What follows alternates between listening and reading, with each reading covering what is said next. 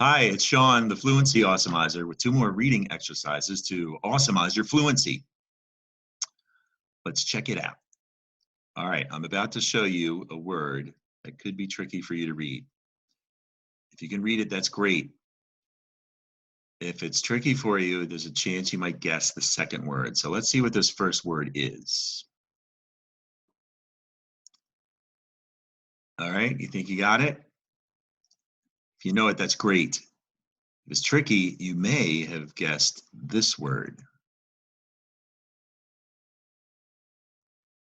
Okay, these are the words up top: detriment, down below, determined. They're very similar. Let's take a look at how similar they are. They both, of course, start with a D. Now, if you look across detriment up top, we've got a TR consonant pair and an IM, and you can see the word trim in the middle of that word. And at the end, it finishes with the consonant pair NT. Down below, determined. In the middle of determined, you can see that the T and the R have separated. There's a vowel in between, creating an R-controlled sound, ER.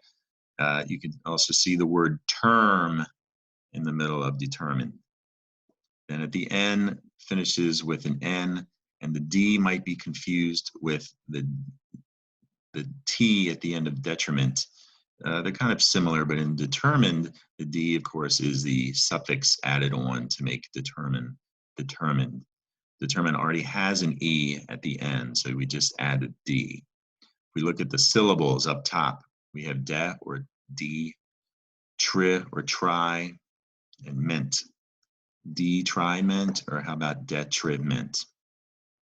Down below, we have the syllables de or D, ter.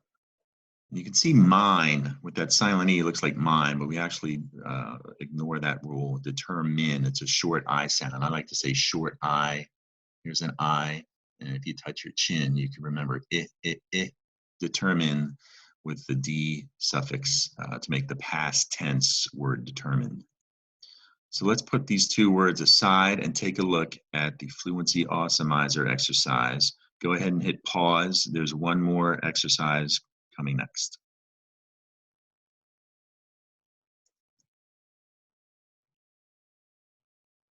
All right, are you ready for the next reading exercise from the Fluency Awesomizer? The first word might be misread as the second word. Let's see what that first word is. All right, you think you got it? You might have said this. These are the words up top: excursion, down below, exercising. Both very similar. Let's take a look at how similar they are. They both start with X. They both have a C, then an R-controlled sound. That UR up top is going to say and at the end an S and an N. If you look below at exercising, that C is after the ER, the R-controlled sound. And the SN isn't exactly in the same position as it is in an excursion up top.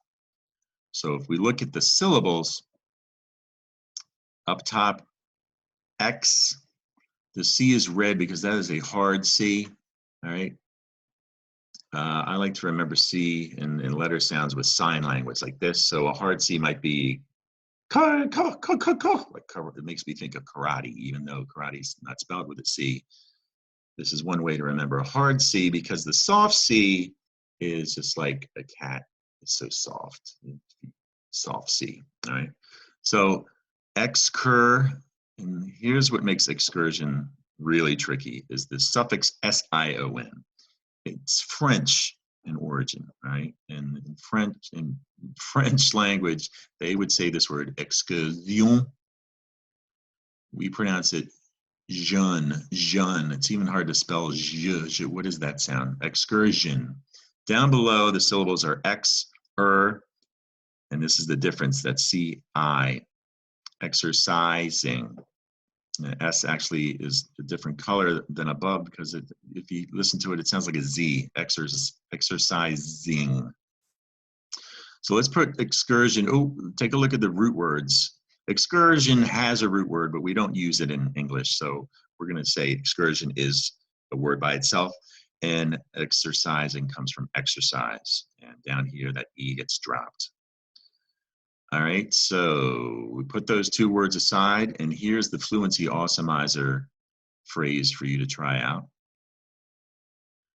You can go ahead and hit pause, give yourself plenty of time, and I'll see you soon right here on the Fluency Awesomizer.